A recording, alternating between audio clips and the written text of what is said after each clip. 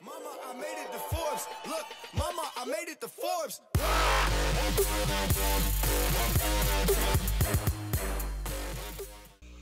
Alright, hey, what's up everybody? It's Nate here with 7 Run Aquatics, and today we are at Chance Peregrine's house in Pennsylvania.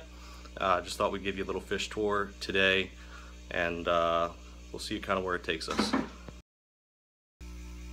Alright, Chance, if you just want to go ahead and introduce yourself and tell everyone a little bit about why you got into the hobby to begin with. Alright, I'm William Chance Perugini. That's my actual birth given name. I don't go by William because I just kind of think it's a crappy name. I don't like it. So I go by Chance. I got into the hobby as a kid, I guess. I used to take a net and run down to the what we call the bayou back home, and I just catch fish, and I loved fish. I put anything in that tank, snakes and frogs too, but mainly it was about the fish. Right. A lot of times the snakes drowned, so that was never good. And how did you make kind of the transfer from fish, or from that point into breeding Apistogrammas and keeping Apistogrammas and, you know, starting your business and all that? Well, I guess in the beginning I was keeping fresh water and I had lots of live bearers, and I did do cichlids too, because I would catch Texas cichlids. Like African cichlids? Or? I did a little bit of African cichlids. I liked them, but I didn't at the same time, I guess. I liked the colors and stuff, but I just didn't like the fish, you know, if that makes any sense. Yeah, so I'm kind of the same way, to be honest. I don't know, I did that for a while, and then I remember as a real young kid, my dad had a saltwater tank. So I would always check out this saltwater tank. Well, eventually when I got older, I said, I'm gonna get a saltwater tank. I love the saltwater. And I did that for a while. I bred clownfish, and I really started to see that I like breeding a lot. And eventually what ended up happening, I had to travel a lot for work, that kind of thing, and I ended up getting rid of all my saltwater stuff, shutting everything down. Well, when I moved up to Pennsylvania, I met my girlfriend, moved up here and stuff, we got a little small tank. This 15-gallon tall tank. It was like basically the same dimensions as a 15, but if it was standing up straight like that. It's like column tank? Yeah. Okay. And it was I hated that tank after I got it, but when I got it, I was all excited, and I was like, okay, I gotta find a small fish to go in this tank. So I found Apistogramma cockatoides triple reds, and immediately I was like, all right. I sat and I watched aquabid for months and months and months and months till I found it. Took that long on aquabid? Well, they were there, but they was all like, oh, okay, well, you know, you're gonna get some fish from Wet Spot. You know, you don't know if you're gonna get a pair. There's all these different vendors on aquabid that they just show you a picture of a cockatoides. They don't say, well, this is the fish you're gonna get, or this or that. Yeah. I ended up finally finding one that said, this is the parents of the fish, and I said, okay. Now I like that male, I like the way he looks, I want those genetics. So then I bought my fish after months, and they came in.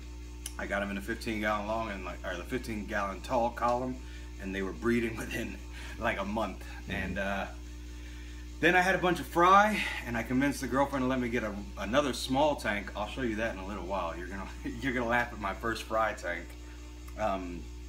And then I started selling them. And now here I am, I guess. People just kind of wanted them. Yeah. All right. Okay, so now Chance is going to take us around the room and tell us a little bit about each tank, kind of what's in it, why it's there maybe, and if he's getting any spawning out of the fish and so on. Anything he thinks is interesting. So Chance, what do we have in this tank here? In this tank, it was my Apistogramma erythrura tank. This is now Ember Tetras only, which were the dithers for the erythrura. I had a problem with the female. The female showed no outward signs of sickness or anything, but she kept laying eggs. She would get pregnant, go into spawning brood dress, and then just squirt eggs out, you know, in mid-water column. She never showed any interest in breeding. She just colored up, looked like she was full of eggs, and then would shoot them out and never express any interest in the male. And that happened several times. She's many times just shot eggs out. and eventually I came down here one day and she was just laying on her side. So my male is now in the retirement tank, which is the 55, right? Yeah, which is my 55 over there. Okay. And this is going to have Apistogramma unitatis, which we'll see here in a little bit. Okay. I'm waiting for them to pair up, and then they're going to go in here. Good, cool. All right, let's switch over to the next view. This is a triple red pair on the left here, and on the right you have a fry tank full of Apistogramma CF Combray. That's my triple red pair in there. They're guarding fry right now. I see a couple fry back there. They're both very, very young fish and very small, which is why I have them in a 10-gallon. I do already have a 20-gallon plan for them to go into as they grow. I don't like to keep my pairs in 10 gallons, but the fact of the matter is I just needed some dang fry from triple reds because they sell too fast. So that's why I have a pair in a 10-gallon. Okay, and then this one was the what? The Combray? This is the Apistogramma CF Combray from Bella Union. That's their fry. That's only. That's Uruguay, right? Yes, Uruguay. Okay. That's the fry only. I'm not sure if you'll see too many in there, but there's quite a few. They're all going to Nate here in a minute. Cool. And can you maybe explain what CF stands for? CF stands for kind of confer. Well, it doesn't stand for it, but it is derived from the Latin confer.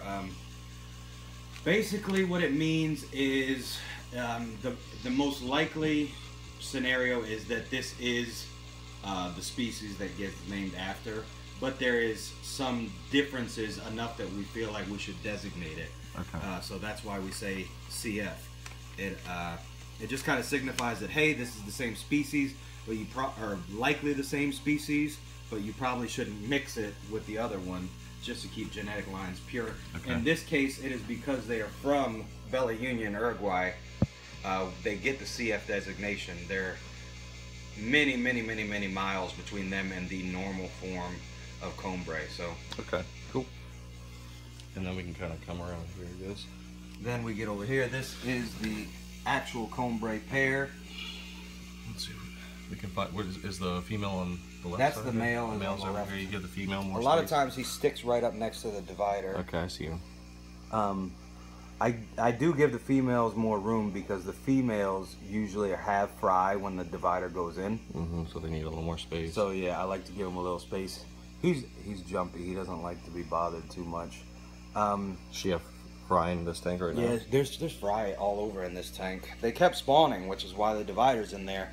I had too many, and Combray is not a well-known or popular species. You know, this was more like I was breeding them for me, so I didn't need 800,000 fry. Yeah. And that's what they were going to leave me with, so I actually had to put the divider in, which is a really good problem to have. Is that why you're donating some to the CCA?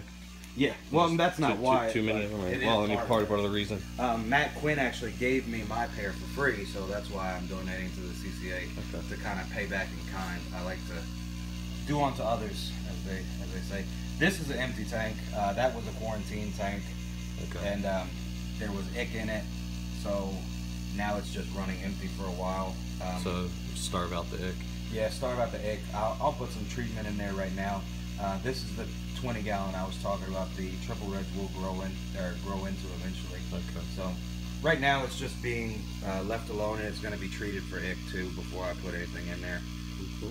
And then on the end there you have this one. Right here. Yeah. This is some male. Knocking stuff over here.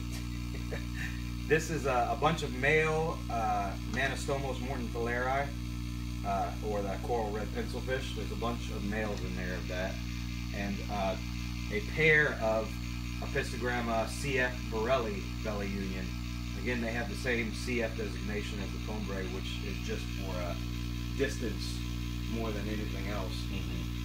A lot of times you'll find the male hanging out on the right-hand side and the female on the left under that wood. I think I see her. That's where they kind of like to hang out.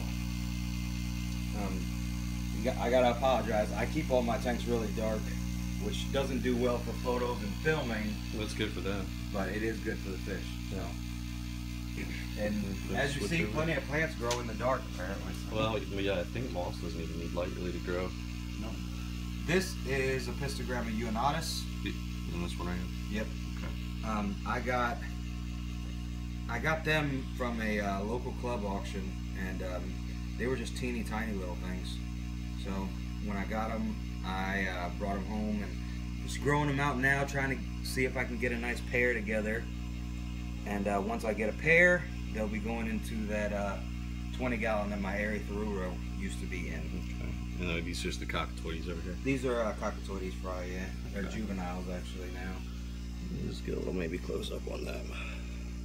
And do you want to walk through there first, or? Yeah, let's do that. Alright. So we got... This is a mated trio of Winklefleck in here. Those are the award winners. Yeah, one of my favorite species. Yeah. There's a trio in there somewhere. They're all juveniles. There's 2 females and a male. They've spawned before and stuff. That's not my trio, but that is a trio. I have them for sale actually right now. Okay. But nobody. I think I saw them on Facebook. Yeah, nobody seems to want to pay. You know, I've mated the fish, got them together, made sure they're compatible, but now nobody wants to pay for that. You know, everyone wants to pay the same price as a regular trio, which I did a lot of extra work. Yeah. But you know, if it doesn't work, then sometimes. I just won't sell them like that anymore because it's a lot of extra work on me. This is Apistogramma bitaeniata from Rio Pastezza. It's all their fry in there. There's tons of them in there. They're all for sale right now too. And yeah, I got some males and females. They're coming along nicely. There's a couple really nice males that are just starting to get their finnage. Mm-hmm. And that's one of the things I really like about this particular species is the males just get crazy. Yeah, you crazy can tell. fins. Can you like sex them out easier earlier, or? The females are still hard to spot because females with any species is tough. Yeah. This is one of my easier species to sex though. It's not so difficult as Winklefleck or any of my other ones. Yeah. Some of those that just kind of stay a little grayer longer. Yeah. And they grow pretty quick too, so that's a good thing. Okay. And then moving over to this one, what's in here? This is lots and lots of Cronus Splendens. These are another one. These are all the fry. They're all for sale. That's a really nice male coming up right here in the front. I see him right there. Yep. I have, and you see he's right next to his female right now too. Mm-hmm. That's his female. His female actually has her tubes out. She's ready to lay any day. Is that the adult? No, that's not my pair. Or that's just some of the fry that grew extra quick. Yeah, those two grew faster than everybody else, and they're ready to go right now. I mean, you can see she's full of eggs. Yeah, she's pretty plump. She's got her tubes out and everything, but I'm concerned because Nanochromis is like one of the genus. They get a little more aggressive. Like if you're an Apisto keeper, these guys definitely have a higher aggression level than what Apisto keepers are used to. Mm-hmm. And I'm concerned that she's going to lay in this freaking tank and they're going to mass murder everything in there. So I hope that doesn't happen, but I don't want to separate them either because then they're going to lay eggs and I don't need more of these right now. Yeah. Cool. Make it a little close up on them. I like how active they are. Yeah, they're really fun little fish, to be honest. Alright. So this is Apistogramma bitaeniata. Okay, so are these the parents for the ones that we just saw? Yeah. Yeah, and you almost can't see anything in here. He's got a little bit of speckling going on. We can make him out a little bit. Yeah. And but yeah, this is the parents. The male has. I wish he would come out front because he's got some really great fins on him. He's got the dorsal epets. They're just huge. And that's one of the things I really like about that species in particular. Do you find that? What? Do you find they're like more aggressive than any other? No, actually, this is my most laid back pair. You can see they're both just kind of hanging out. He's not really doing nothing. I mean, they're both within each other's line of sight, and they've always been this way. Even when I first introduced them into this tank, they never went after each other. They're always kind of laid back like this. Cool. And this one's split up. Is this the one you had that this is huge cockatoides? Was that the last one? The last one is the big cockatoides. Okay. This is Winklefleck. she's got tons of fry in there. Yeah, this tank is pretty algae ridden, but you know it's good for the fry. That's why they like it. I actually try to have a little algae on the sides. Yeah, I do too, but my lights a lot of times is too dim. No. And I try to keep it. I try to keep the front clean, but you know this tank. For some reason, this tank grows algae really well. I don't know why, but as you can see, there's actually 2 generations of fry in this tank. On that, the ones over here. Yeah, on the left side, this is the older generation. Then that mated trio from over there, that's a generation before these ones. So I've got 4 generations. Or not, I guess they're not generations, but 4 batches. I've got 2 generations and 4 batches. Okay. In this in 2 tanks. Your screens, do you make those? Do you buy them? Yeah, I make them. I get the stuff it all comes from Walmart. That is something meant for knitting. I don't really remember what it's called. Like a it's like some sort of crochet net. Or like mat or something, I don't know, but you can find it where all the crochet stuff is in Walmart, and you can get like 3 of them for a couple bucks. Cool. And then this the white parts that I use to kind of keep it stable in there, those are they're called binder clips or something like that. They're in the school supplies section. So yeah, okay. And those are only a couple bucks too. Yeah, because I've been trying to honestly separate some of my guys out, and for about $5 you can make maybe 3 of them, so it's pretty good and it works, as you can see. I mean, I'll take it. And then you got the last one here. This has got switch, please. This one has a wild female cockatoides, which is her. Yeah, and she's gorgeous. I love her, and she's a great mom. And the thing I really like about this fish, she raises generations of fry with each other. So like you can see over here, I have some very large ones. Mm-hmm. And you know, she keeps them away from the fry without killing them. Like she'll go and lay a new batch and she won't kill them. She'll let them stay in the tank. Yeah, she's got one there and there's a little tiny one. And I've actually got 3 batches in here, all without being separated. A lot of times you see I have to separate them. That's because the mother will kill the older batches. Mm-hmm. But with this, that hasn't been a problem. She keeps the other fry away, and she raises them all together, and they do well.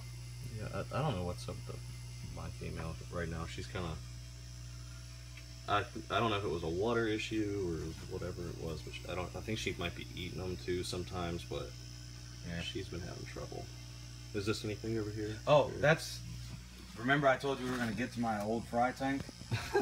This is what my very first cockatoides spawn went into. A 5 gallons spec. And there is, right now, there is cherry shrimp inside, but I don't really do much with that tank. That tank is to raise cherry shrimp so that I can feed them to my pipes. Okay, I was going to say. So, I mean, there's some blue ram's horn and some cherry shrimp. That's it. Okay. But I kept full batches of cockatoides fry growing in there. Cool. Pretty large batches too. This is my Atahualpa tank. They were doing really good and spawning and everything. And got a really good yawn. Huh? You just yawn. Didn't mean to interrupt you. I always like it when they do that. Yeah, it's good for pictures too, if you can ever catch it. But yeah, they were spawning really good. And then I had ember tetras in there. The dithers from the Erythrurura tank, I had them in here, and I pulled them all out, and now she went to eating the eggs. So I don't know. I got to figure out what's going on with them. She spawned a couple times since I pulled the dithers out, but she's eating the eggs every time. So this tank is my Abakaji or Abakazis or however you want to say it tank. There is a female on each side. The one on the left-hand side, I was actually just keeping her to make sure she was a female, because I have to send a female out to a friend, and so she was just in there to do that, and then she spawned with him. Okay. And so I guess I now know that she's definitely a female. Then you can see here I have a gap in between those 2 dividers. That's because the female on the right-hand side actually learned how to spawn through dividers. She would lay the eggs right up on the divider, he would come up and fertilize them. I mean, and that's like a good inch and a half, maybe, inch space. And you know, I used to just keep it with the one, and she spawned on it, and but that batch didn't do well the first time she did it, and so I was like, all right, so you know, no big deal. Right. He must not be able to fertilize them like that. Well, the second time, she learned. She laid on the divider, and then as soon as he fertilized them, she picked them all off the divider and carried them to a cave and raised a huge batch of like 100 plus fry. And you know, by taking them off the divider and carrying them to the cave. So I said, well, crap. So I started adding 2 dividers with this gap, and now as you can see, she's got plenty of fry. Yep. He fertilized right through that gap and onto the divider, and then she took them to the cage, to the cave, and raised them. So she's very adamant about having babies. This is my largest. Well, not largest. This is one of my newer pairs of triple reds. He's kind of flirting with her back there. Yeah, they're gonna spawn any day.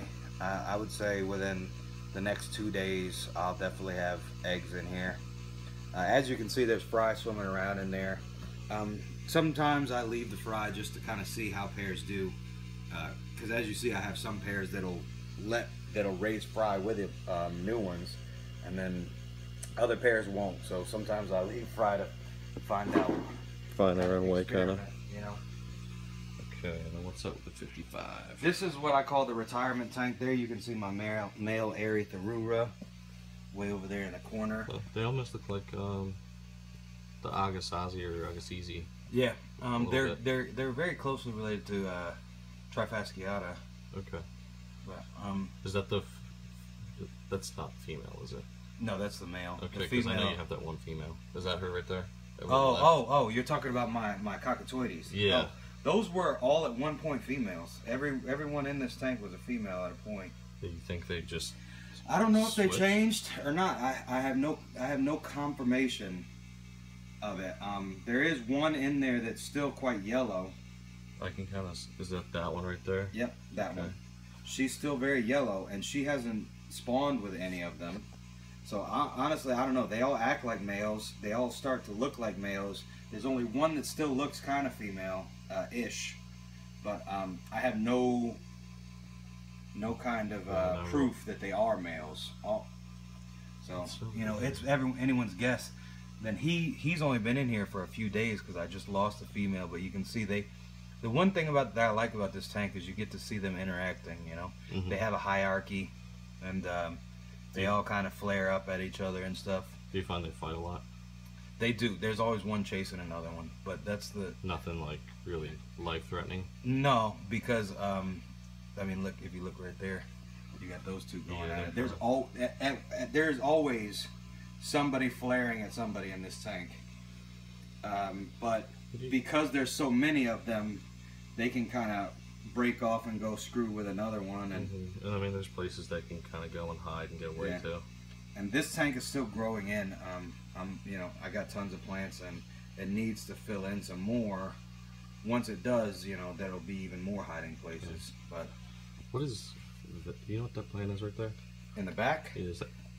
I got it at the big fish deal from the guapa table. Okay. Because it almost looks like, because I like go rummaging around in like ponds and stuff still. It almost looks like something I'd pull out of a pond around my area. Another lady bought it. One of the CCY members, she bought it, and I worked the deal. I gave her some fish and asked her to give me a little piece of it, and it's doing good in my tank. Cool. So I'll ask her what it's called. All right. She got it from the guapa table though. Cool. And go for it. So we're feeding the pike cichlids here. Oh, of course she's not gonna come out. Well, she might be able to smell it. She'll get to it eventually. But eventually, there's a female SP Orinoco in there. Cronus SP Orinoco. Let's go to the other side. The male will come eat. Okay.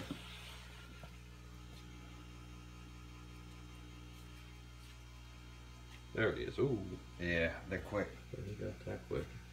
They don't mess around, that's for sure. They're really, really, really highly aggressive. You would see why she doesn't come out. If you know, they're kind of being shy right now, but he'll sit right here and just fucking flare and try to attack her through the grating all day. So, and he has beaten her nearly to death plenty of times. Hence the divider there. Yeah, she used to be a very, very, very friendly fish, and she used to come up and interact with me and all kinds of stuff, and he's just beat the crap out of her. I actually feel kind of sorry for her. And you know, they say you shouldn't attribute human personalities to fish, but I feel sorry for her. I think he's really just beating the life out of her. Then down here we have Nanochromous Splendens. If you look right here, she's on eggs. You see this giant pile of rock, and if you look back in there, you can see just a tiny little hole, right in the middle, kind of that rock. Okay. And she's in there. She's in there. She dug herself under there. Yeah. Well, actually, those rocks, both of those rocks used to be above the sand, and now, as you can see, they're almost below completely. She's burying them. They like to dig, and they like to make little pits and kind of just dig themselves in. The male spends a lot of his time right under here, but I don't see him at the moment. Is that just the big duckweed, or? That is. Or is that the frog bait? I think it's dwarf water lettuce. Okay. Oh, there's the male. Oh, there it is. He's not going to come out, of course, though. But... yeah, that's all right. All right. Then next to it, we have the wild beta. That is beta. Crap. I can't even. I'm blanking on their name right now. It's a wild beta, though. Okay. They're nice looking fish. Lots of ram's horns. Oh yeah. Well, that's all of them. Just that tank makes it more obvious. And then in here we have Taeniacara candidi. The male's right there up front. He usually doesn't like to come to the front, so you got lucky there. They're new. I just got them in. Oh, there's the female above the heater back there too. I'm just trying to condition the female. I had them together until I just put that divider in yesterday. He wasn't beating on her too bad, but I see a couple little nips out of her tail, and I'd rather just let her get in good condition, and then I'll put them back together again. Okay. But it wasn't anything too serious, but better safe than sorry. Alright, cool. And that's about it, I guess. You know. Alright, sweet. Well, did you want to say anything about maybe the Cichlid garden, and then we can kind of wrap it up? If you're gonna buy pistos, you should definitely buy them from me. I take good care of my fish. So what's the website? www.cichlidgarden.com. They're ideal and almost exclusively, well, actually, yeah, right now I deal exclusively in dwarf cichlids. Eventually I'll have some wild betas. But basically, what I do is I go find all the really cool rare fish, and I find them for you, and then you get to buy them from me. So if you want something cool, rare, hard to find, I'll get it eventually. Alright, cool. Alrighty guys, well thanks for watching. As always, like, comment, and subscribe. I'm Nate with 7 Run Aquatics, and we'll see you guys next time. Alright guys, so that was Chance's fish room. Hope you guys enjoyed it. I certainly do. I've been up there a couple times now, and there's always something new or cool going on. A couple things that you didn't see that I probably should have filmed, to be honest, was the new fish room that he's going to be doing, kind of his water setup. I wanted to talk a little bit more about, you know, kind of his philosophy on water chemistry and stuff. Unfortunately, the camera, rather my phone didn't bring the camera, was low on battery, so we didn't get a chance to talk about some of that stuff. Maybe in a future video we can kind of delve into those things. If you want to see that video, and if Chance is willing, maybe we'll do another thing sometime. But got what I came for today, which is these little CF Combre from Belly Uruguay. So they're F1, I guess, wild caught, and excited to get them home. A couple of them are going to be going to the CCA as donations, and then I'm probably going to be keeping a pair out of them, or it depends. I don't know how many I get. I'm doing a bunch of upgrades with the fish room and stuff right now, with getting a new air pump, getting the PVC all hooked in, and kind of streamlining everything a little bit better than it has been. But I hope you guys are really enjoying these fish room tours. I certainly am. I always love going and talking to other fish fanatics like me, and kind of liking where the direction this channel is going. So if you enjoyed today's video, as I said earlier, please give me a like, comment on the video. It really helps me. I like engaging with you guys. Share the video if you can with your friends if you think they could benefit from it, and of course subscribe. So again, I'm Nate with 7 Run Aquatics, and I'll see you guys in the next episode.